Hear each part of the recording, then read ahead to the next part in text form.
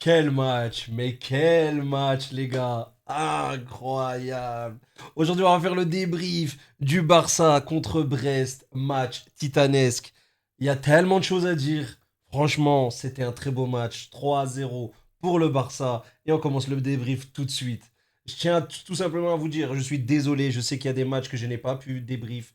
Les précédents matchs du Barça, j'en suis désolé. Ne croyez pas que c'est parce que c'est une défaite ou les matchs nuls, etc., etc. Je les ai bien vus, j'ai vu ce qui s'est passé. Malheureusement, je n'étais pas dans la capacité de pouvoir les enregistrer. C'est pour ça qu'il n'y a rien. Bref, pour revenir à nos moutons, pour revenir au match, le match était insane. 3-0. Brest a très très bien joué. Le gardien de Brest, franchement, mention spéciale parce qu'il est resté dans ma tête. Malheureusement, j'ai oublié son nom, donc je ne vais pas dire un nom. Voilà, je ne vais pas dire un nom pour ne pas écorcher ou pour pas dire des bêtises. Donc le gardien de Brest, franchement incroyable. Ils ont tenu. Franchement, défensivement, ils étaient en place, ils étaient là. Mais le match était beau. Hein, que dire est-ce que le mot Pedri, est-ce que le nom Pedri, on peut l'inscrire quelque part? Ce joueur m'étonne à chaque fois. C'est vraiment une folie. Le match de ce soir, franchement, c'est un match référence pour moi. Parce qu'il était tout simplement incroyable. Le match était incroyable et son niveau de jeu était insane, les gars. Je ne sais pas si vous êtes d'accord avec moi pour tous ceux qui ont suivi ce match, mais le match de Pedri, pour moi, c'est une masterclass. Il s'est imposé en tant que patron de ce milieu. Alors, j'ai vu quelques débats sur Twitter vite fait avant de commencer mon débrief. Et j'avais envie de vous poser la même question.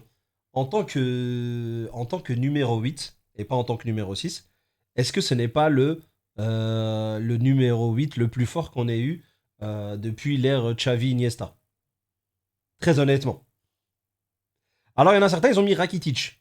Alors, Rakitic était très très fort, surtout Prime 2017, 2016-2017. Rakitic était insane. Mais, en talent pur, pour moi, après, ça n'engage que moi, bien évidemment, mais pour moi, en talent pur, Pedri est au-dessus de Rakitic. Alors, oui, dans le jeu, on peut dire que Rakitic était très bon, mais pour moi, en talent pur, je suis désolé, mais je n'ai jamais vu Rakitic aussi bon que Pedri. Après, voilà, on peut ne pas être d'accord, bien évidemment. Mais pour moi, en tout cas, Pedri, franchement, incroyable. Ce joueur m'épate, ce joueur est beau à regarder. C'est. Voilà, c'est.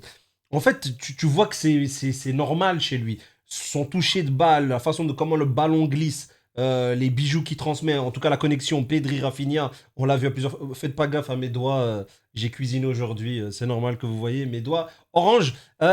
Du coup, tout ça pour dire que ce joueur est tout simplement magnifique. Voilà, je n'ai rien d'autre à dire qu'ajouter que le mot magnifique. En fait, c'est sublime à regarder. Quand le football est aussi beau, aussi fluide, aussi... tu sais, quand ça transpire le football comme ça, tu ne peux que aimer. J'avais un peu peur, comme on l'a bien vu sur ces derniers matchs. Hein. On parle déjà d'une Yamal dépendance. Alors, je n'irai pas jusque-là. Alors oui, certes, on voit la différence en fait quand ce gamin n'est pas sur le terrain. C'est quand même fou à chaque fois de se dire que ce gamin n'a que 17 ans. Mais ce n'est pas le seul. Il y a aussi en défense, il y a Koubarsi. Et les autres ne sont pas si âgés que ça. Comme Pedri, il en a 21. Je veux dire, je crois qu'on ne se rend pas compte de ces jeunes joueurs, que ce soit Gavi, que ce soit Pedri, que ce soit Koubarsi. Franchement, on a des joueurs vraiment incroyables. J'ai aimé la petite dernière action vers la fin, justement pour le troisième but. Il faut parler de Lewandowski, de son centième et son 101 dalmatien, non, but en Ligue des Champions pour Lewandowski.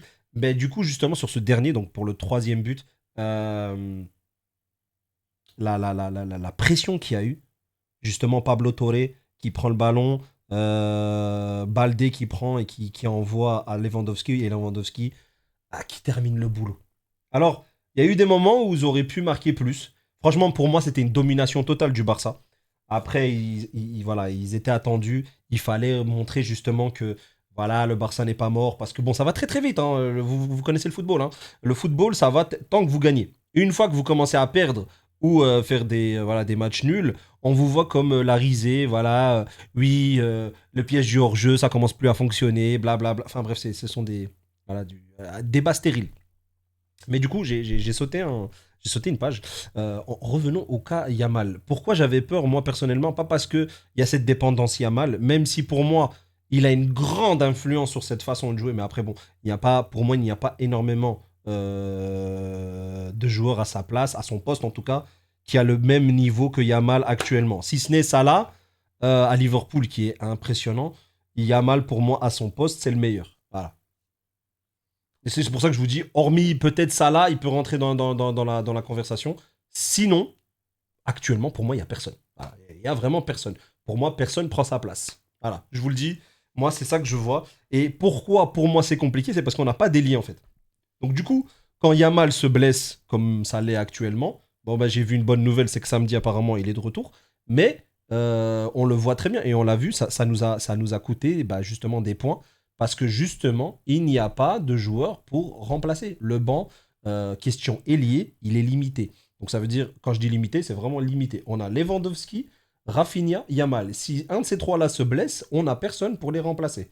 En tout cas, pas assez bon pour reprendre. En tout cas, du poste par poste, il n'y en a pas. Ansu Fati, malheureusement, c'est aux oubliettes, on peut le dire, hein, on peut très clairement le dire. Ansu Fati ne reviendra plus sur le terrain. C'est triste. Je faisais partie de ces fervents supporters et qui pensaient, avec un peu de chance, le revoir à son ancien niveau, le niveau où il nous avait tous choqués, le niveau où c'était lui, le métronome du bar, le gars qui changeait les cours de match. Je ne sais pas si vous vous rendez compte, ou je ne sais pas si vous vous rappelez. Ansu Fati était ce gars, était cette personne qui était là, qui rentrait sur le terrain et qui délivrait les moments compliqués du Barça. Et ça m'attriste tellement son downfall, hein, on peut le dire, hein. Malheureusement, aussi jeune et déjà, malheureusement, déjà catalogué. Un joueur qui partira certainement en prêt au Betis Séville ou un truc du style. En tout cas, moi, j'espère du fond du cœur que ce joueur va pouvoir à un moment donné dans sa carrière remonter et retrouver ces espèces d'étincelles et nous montrer encore du beau football. Mais voilà, j'ai très peur. En tout cas, moi, j'ai surtout l'impression que c'est du côté mental que ça penche. En tout cas, j'espère me tromper. Après, je suis pas devin. Je vous donne juste mes ressentis. Sinon, pour le reste de l'équipe, que ce soit Casado, que ce soit franchement très très bon match. Rafinha aujourd'hui, dans le jeu, excellent. Dans la finition, un peu moins bon. Lewandowski, toujours pareil, hein, les buts les plus faciles, il ne les met pas, mais les plus compliqués, il est là. Je trouve qu'il a fait un bon match. C'était pas non plus le match d'excellence de Lewandowski, mais c'était un bon match. Celui qui m'a choqué, parce que dans ma dernière rebrief, donc c'était il y a 2 matchs passés, je parlais de Martin. Martin, où je disais que ce gars, il avait le nom d'un chanteur et non pas d'un footballeur. Je suis obligé de revenir sur mes propos de ce qu'on a vu aujourd'hui. Alors, les précédents matchs où on perd, il était encore dégueulasse et tout le monde, est encore aujourd'hui, quand on l'a vu dans le 11 type, il y en a beaucoup qui se sont demandé, je ne suis pas le seul, qui se demandaient, mais que fait ce type dans le 11 type? Je n'ai pas fait la blague. Ce n'était pas pour la rime, je vous le promets. Mais du coup, qu'est-ce qu'il faisait là? Voilà, tout le monde s'est posé cette question. Je suis sûr qu'il y en a énormément qui se sont posé cette question de qu'est-ce que Martin fait dans le 11 type? Pourquoi c'est pas Hector Fort? Pourquoi ceci? Pourquoi cela? Au final, eh ben, il nous a tous prouvé pourquoi Flick lui faisait confiance. Il a fait un bon match. Il a fait un très bon match, une passe D. Il a été bon ses allers-retours, sur son placement, sur ses passes. Franchement, je n'ai rien à dire. Aujourd'hui, en tout cas, je n'ai rien à dire. Normalement, je pensais que j'allais commencer mon débrief avec tu pues la merde, Martin, mais je ne peux pas le dire parce qu'il a été très bon. Et on comprend maintenant pourquoi Flick lui fait confiance. Peut-être qu'au fur et à mesure, voilà, que lui-même se fait confiance en match, peut-être qu'on va voir un autre joueur qu'on n'a pas vu jusqu'à présent. En tout cas, dans ce match-là, c'était pas non plus waouh, mais franchement, c'était beaucoup mieux que ce qu'on a vu jusqu'à présent. Donc, quand c'est bon sur un joueur et qu'on a été mauvaise langue, il faut le reconnaître aussi. Je l'ai été avec lui. Je trouve qu'aujourd'hui, il était très bon. Voilà. Koundé, Koundé a été bon, Inigo Martinez aussi. Euh, Brest, on les a sentis comment vous dire ça, ils ont été un peu, voilà, ils étaient frustrés. Voilà, c'est le mot exact que je cherchais. Ils étaient frustrés, je trouve, à certains moments du match, on l'a senti.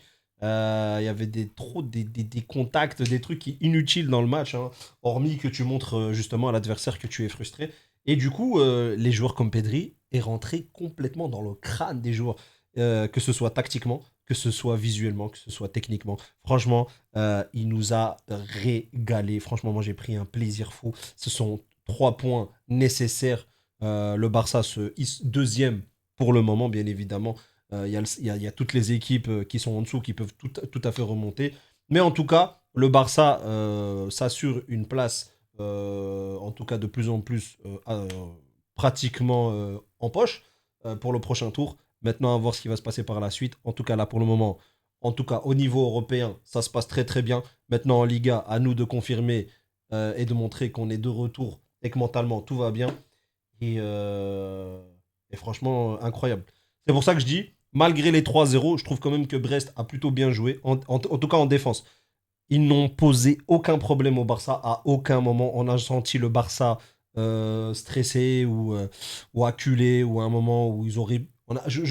Pour vous dire, très honnêtement, je ne me rappelle même pas de aucune action de Brest où je me suis dit, oula, ah là, ils peuvent marquer. Il y a pas eu de frisson. Je veux dire, il n'y a pas eu de peur, il n'y a pas eu de. Voilà, Brest ne nous a pas posé de problème. Donc, à voir le parcours de Brest par la suite. En tout cas, voilà. En tout cas, Brest jusqu'à présent, justement, il proposait un bon contenu. J'ai vu plus ou moins un peu ce qui s'est passé avec les autres matchs. Paris, je vous jure, c'est pas pour vous narguer que j'ai un t-shirt Paris sur WAM, je vous promets. En tout cas, pour le moment, force à vous parce que je sais que c'est très compliqué. Bayern qui prend les 3 points avec un petit 1-0. Un carton rouge voilà, discutable sur Dembouz avec son deuxième jaune. Est-ce que c'était vraiment mérité ou non? À vous de me le dire. Et, euh, et le match City-Feyenoord, ça, c'est le match où tu te dis, là, ça commence à sentir vraiment mauvais pour City, par contre. Ça fait 6 ou 7 matchs d'affilée où ça ne va pas du tout. Et on se demande s'il n'y a pas une crise là qui va commencer à péter. Alors, alors voilà, euh, en- dans leur championnat, tout va bien. En première ligue, tout va bien. Mais en tout cas, en Europe, là, pour le moment, c'est pas, voilà, c'est pas folichon, c'est pas fou. Donc, à voir ce qui va se passer par la suite. Mais une grosse équipe qui mène 3-0 et qui se fait remonter 3-0, 3-3, c'est pas normal. Ça prouve qu'il y a vraiment quelque chose qui ne va pas mentalement. Et j'espère que pour eux, ils vont pouvoir rebondir parce que sinon, ah bah ça sent mauvais. Donc voilà, j'espère que vous avez kiffé en tout cas le débrief de ce match. Si j'ai oublié quelques éléments ou que je n'ai pas cité une personne ou voilà, si je n'ai pas cité un joueur, n'hésitez pas à me le dire en commentaire, les gars. Et je vous souhaite une bonne soirée. En tout cas, bon match. Et n'oublions pas, Visca le Barça. Prenez soin de vous et de vos proches. Matane!